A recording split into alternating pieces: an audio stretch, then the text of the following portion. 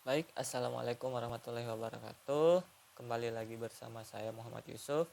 Di sini saya akan memaparkan materi tentang hasil refleksi pengalaman belajar saya setelah mengikuti mata kuliah pembelajaran sosial emosional ataupun SEL yang ada pada semester 2 ini. Oke, baik, kita lanjut ke materi yang pertama, yaitu pengalaman belajar apa yang berguna dan menarik. Nah, pengalaman belajar yang berguna dan menarik setelah saya mempelajari pembelajaran sosial emosional ini itu terletak pada materinya, di mana mata kuliah ini mengajarkan saya tentang bagaimana kita sebagai seorang individu harus mampu untuk mengenali dan juga mengelola emosi yang kita miliki, sehingga nantinya membantu untuk meningkatkan ataupun mengembangkan keterampilan emosional sebagai seorang calon guru di kemudian hari. Nah, adapun materi yang dipelajari pada mata kuliah ini itu ada 5, namun yang sudah saya pelajari baru sampai 2 topik saja. Nah, topik yang pertama itu membahas tentang kompetensi emosional berdasarkan kerangka Casel. Wawasan baru yang saya peroleh setelah mempelajari topik 1 ini yaitu di mana guru harus mampu mengelola emosinya dengan baik dalam ruang lingkup pribadi, di dalam kelas, bersama rekan sejawat maupun di masyarakat. Nah, sedangkan pada topik 2, hal yang saya pelajari adalah bagaimana peran kita sebagai guru untuk bisa sebagai teladan dalam menerapkan pembelajaran berdasarkan kerangka Casel itu sendiri. Baik, yang selanjutnya ada pengalaman belajar apa yang berguna tetapi kurang menarik. Nah, menurut saya pengalaman belajar yang berguna tetapi kurang menarik itu ada pada bagian menyelesaikan tugas studi kasus, menonton video dengan durasi yang panjang.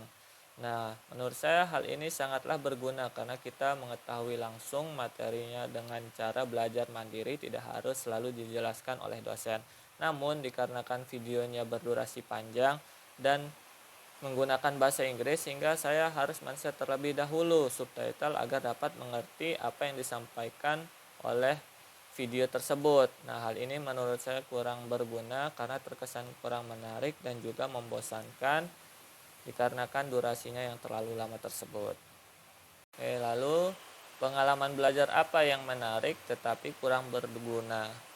Menurut saya pengalaman belajar yang menarik tapi kurang berguna pada materi PSE ataupun pembelajaran sosial emosional ini sendiri tuh tidak ada, dikarenakan mata kuliah ini merupakan mata kuliah yang baru pertama kali saya dengar, sehingga saya tertarik untuk mempelajari apa saja sih yang ada pada materi pembelajaran sosial emosional tersebut. Selanjutnya, pengalaman belajar apa yang tidak menarik dan tidak berguna sebagai konteks calon guru. Jadi, menurut saya tidak ada pengalaman belajar yang tidak menarik maupun tidak berguna sebagai konteks calon guru. Karena ilmu yang diperoleh dari mempelajari mata kuliah ini itu sangatlah penting dan berguna, juga bisa kita terapkan di pembelajaran di kelas maupun di kehidupan sehari-hari. Selanjutnya, apa yang telah terjadi selama mempelajari mata kuliah pembelajaran sosial emosional ini? Mata kuliah ini menyadarkan saya bahwa seorang guru itu ternyata harus mampu untuk bisa mengenali maupun mengelola emosi dirinya dengan baik.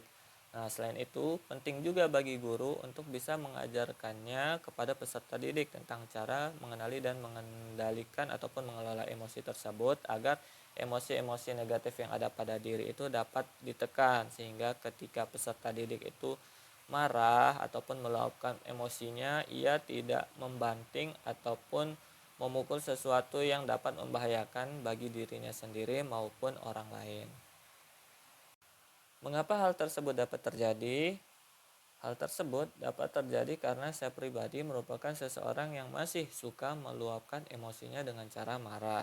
Nah, sehingga saya merasa perlu mempelajari mata kuliah pembelajaran sosial emosional ini dengan lebih lanjut agar dapat membantu saya dalam mengelola emosi yang saya rasakan sebelum nantinya saya mampu mengajarkannya kepada peserta didik. Lalu, artefak-artefak mana yang dapat saya jadikan bukti dukung hasil refleksi pengalaman belajar saya?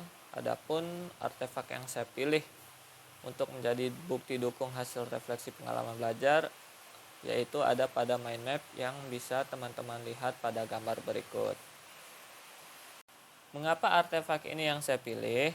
Jadi, Artefak mind map tersebut saya pilih karena artefak tersebut berisikan tentang kompetensi PSE apa saja yang harus kita pelajari, lalu bagaimana sih dampak dari mempelajari PSE itu sendiri, hingga apa saja kaitan antara mata kuliah PSE ini dengan beberapa mata kuliah lainnya seperti prinsip pengajaran dan asesmen, mata kuliah pembelajaran berdiferensiasi, hingga praktik pengalaman lapangan. Nah, di mana ternyata PSE ini tuh memiliki keterkaitan dengan beberapa mata kuliah yang telah saya sebutkan tadi, yang berguna untuk mengenali dan juga mengetahui karakteristik peserta didik lebih lanjut.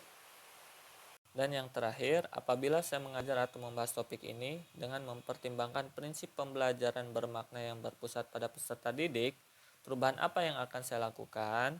Nah, jadi perubahan yang akan saya lakukan ketika mengajar atau membahas topik ini yaitu saya akan membuat ataupun menyusun rancangan pembelajaran di mana nantinya rancangan modul ajar itu akan saya integrasikan kompetensi pembelajaran sosial emosional di dalamnya. Nah, setelah menyusun modul ajar itu, saya akan mencoba menerapkan kompetensi sosial emosional yang terdiri dari kesadaran diri, keterampilan berelasi, kesadaran sosial, manajemen diri, dan juga pengambilan keputusan yang bertanggung jawab pada langkah-langkah kegiatan pembelajaran yang akan saya lakukan bersama peserta didik nantinya. Sehingga diharapkan peserta didik mampu untuk dapat mengenali dan juga mengelola emosinya dengan baik.